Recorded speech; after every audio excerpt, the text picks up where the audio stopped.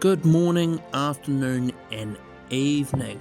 This is, well, it's the first video on this channel. If you like your Gran Turismo 7 content, this is a good place to stop by. I do have another channel. I predominantly talk about Supercars Championship, NASCAR, and some other motorsport content. That one is called Running on 7 Cylinders.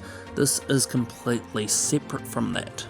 Now, I've been playing Gran Turismo 7 for about 1400 hours, and in that time I have liked to build all sorts of vehicles, mainly custom cars, and this channel at first will show off some of those custom creations like this one.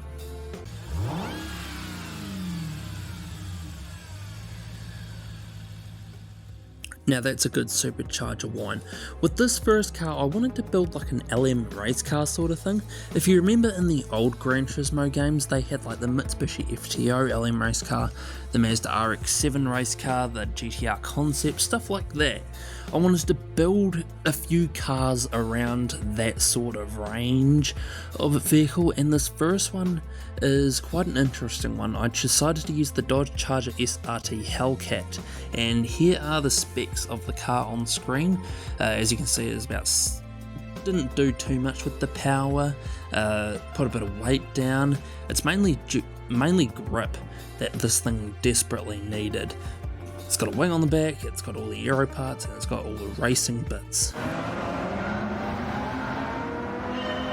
So here it is in a simple race around Grand Valley Highway using GT Sophie AI with compatible opponents. And to drive, it's quite an interesting sort of weapon. Obviously it's got a lot of power, so it's going to be a bit slidey. I actually had to turn the traction control on, if I can speak English, onto 1. I don't really have to do that often with cars in this game, but just to get a bit of control in the thing. But as you can see, it is quite comparable to like the Amuse S2000 and the Veneno, and the GT Sophie AI, it's very good to race against, so it was quite a fun race. And yes, I did get a bit of damage from an accident which I cut out, but that's beside the point.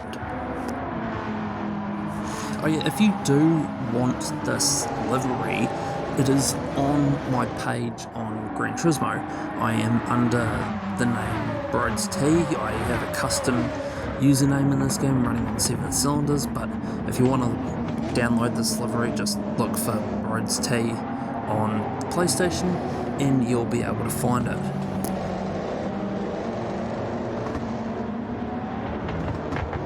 The one thing I did struggle with this car, apart from the twitchiness, is just the brakes. Even though it's got racing brakes and carbon discs and all that sort of stuff, it wasn't the easiest to maintain and, well, stop.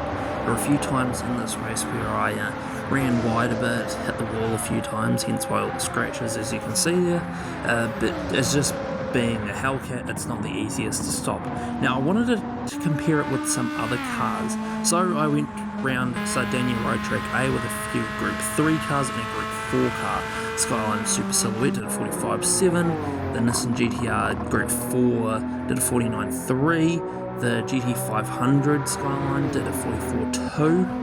It's just convenient that Nissan have so many race cars of different eras, and the GTR Nismo did a 42.2, which is the benchmark. In my first run here, well, I did myself a mischief and fucked that up, so that was right at the end of the lap as well.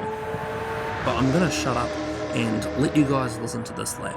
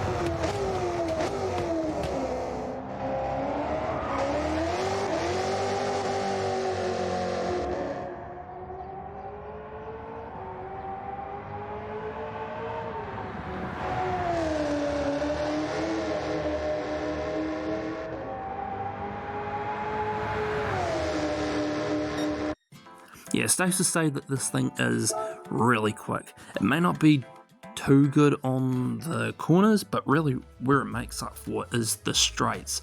I mean, you've got 745 horsepower, and I didn't really have to do much when it came to putting power in this thing. Like I said, most of the upgrades that I put in this thing was just grip. Oh yeah, all the race cars had the exact same tyres, so there was no difference between racing hards, mediums, etc. But there is the first episode of custom race car builds. Request some cars that you want me to build that could compare to those cars that I set times on, like the Nissans, and leave your suggestions in the comments down below, and see you in the next video.